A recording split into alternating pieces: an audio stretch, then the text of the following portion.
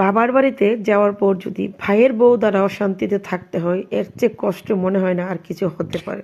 মেয়েরা বাবার বাড়িতে যায় শুধু একটুখানি প্রশান্তির জন্য, শান্তির জন্য। আপনি যতই ভালো থাকেন না কেন, যতই অট্টালিকায় থাকেন না কেন, দেশ বিদেশ যেখানে যান না কেন, বাবার বাড়ির জন্য মনটা পড়েই থাকে।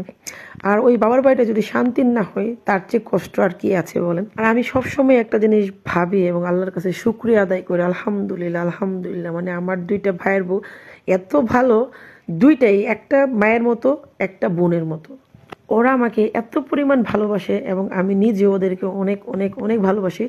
আজ পর্যন্ত আমার ভাবিদের বিয়ে হয়েছে, অনেক বছর হয়ে গেছে, কখনোই আমার সাথে কোনোদিন ঝামেলা হয়নি আল্লাহর রহমতে। বিশ্বাস করবেন না, আমার আম্মা তো অনেক অসুস্থ। আমার আম্মা এখন আগের মতো আর অনেক কিছুই করতে পারে না। তো আমার আম্মা যে যে কাজটা করতো, ওরা দুইজন সেম সেই কাজটাই করে, একদম সেম। মানে একটু এদিক সেদিক না, হয় না যে ভাইয়ের বউ এই জন্য কম করবে, কখনোই না। দেখেন আমি কি পছন্দ করি না করি, কি খাবো না খাবো, প্রত্যেকটা জিনিসে ওরা রেডি করে দেয়, আমাকে বলতে হয় না। মা যেমন আমি আসার আগে ব্যাগ ভর্তি করে এটা সেটা দিয়ে দেয়, সেম টু সেম আমার দুইটা ভাবিও এরকম। এবার এত পরিমাণ শীত ছিল, এত পরিমাণ শীতের মধ্যে কোনো কিছু করা যাচ্ছে না, তারপরও দেখেন আমার ভাইয়ের বউ আমি কোন পিঠা পছন্দ করি, কোন খাবার পছন্দ করি, কি খাইতে ভালোবাসি, প্রত্যেকটা জিনিস সে করছে। এবং তার কিন্তু বাচ্চা আছে, ছোট ছোট বাচ্চা আছে, তবু এরকম ভালোবাসা পাওয়াটা আসলে ভাগ্যর বিষয়। আর একজন মানুষ ভালো হলেই যথেষ্ট না, দুইটা মানুষ ভালো হইতে হয়। আপনি একা কখনোই ভালো থাকতে পারবেন না, আপনি একা কখনোই একটা সম্পর্ককে টিকিয়ে রাখতে পারবেন না। হয়তো আপনি যদি একা ভালো হন, ঝগড়াঝাটি হবে না, মনোমালিন্য হবে না, কিন্তু ওই সম্পর্কটা কখনো মধুর হবে না, সুন্দর হবে না। ওই সম্পর্কে কখনোই আন্তরিকতা থাকবে না, ভালোবাসা থাকবে না। যেমন ভালোবাসাটা আমার ভাই ভাবিদের সাথে আমার আছে।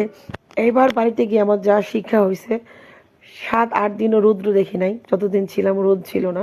আর এই পরিমাণ শীত, এই পরিমাণ শীত, এই শীতের মধ্যে নড়াচড়া করা যাচ্ছে না। সেই জায়গার মধ্যে দেখেন আমার ভাবিরা বসে বসে এরকম পিঠার আয়োজন করতেছে, আরো কত কিছু যে করছে, সব কিছু তো আসলে ভিডিও করে রাখা যায় না, যেহেতু অনেক শীত ছিল, আমার বেবি ছিল সাথে, তো আমি সব সময় ভিডিও করতে পারি নাই। তো সব কিছু কিন্তু এখন আমাকে খাওয়াইও দিবে, দিয়েও দিবে।